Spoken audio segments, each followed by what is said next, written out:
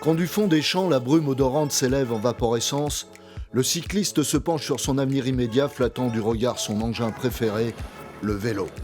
Et des vélos, des bécanes, des spats, des clous, il y en a de toutes sortes, jamais pareils et pourtant si semblables. Un autre objet apparaît essentiel aux coursiers qui s'apprêtent en ce jour à parcourir de longues distances, le bidon. Bidon sauveur, bidon d'eau, ou d'ailleurs inversement.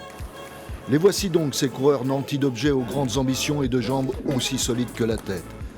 Et de la tête, il en faut surtout quand on est leader. C'est usant d'être au boulot toute la journée, à filtrer les coups, à les rouler, comme ils ont fait encore sur le final hier pour ramener sur l'échappée avec Willier. Donc après moi personnellement je mets pas trop de force non plus là, c'est mes coéquipiers qui font le boulot et moi je suis.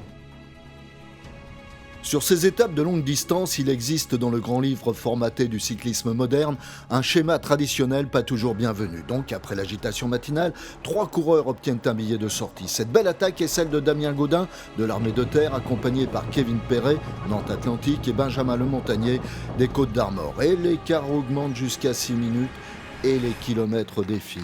Heureusement, le casse-croûte arrive comme un intermède bienfaiteur pour le régal du coureur.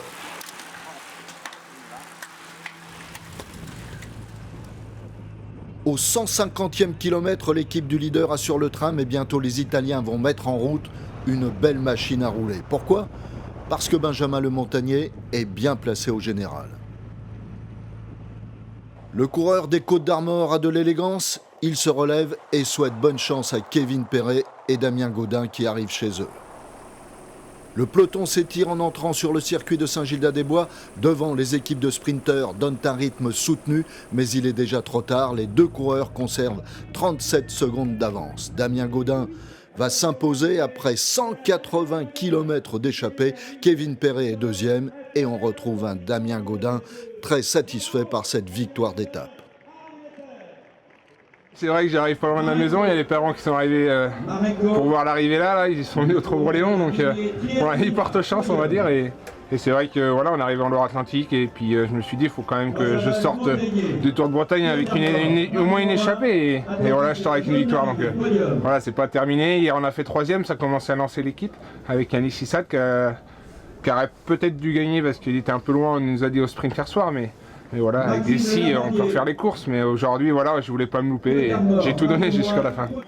Belle victoire de Damien Gaudin et Flavien Dassonville est toujours leader du Tour de Bretagne.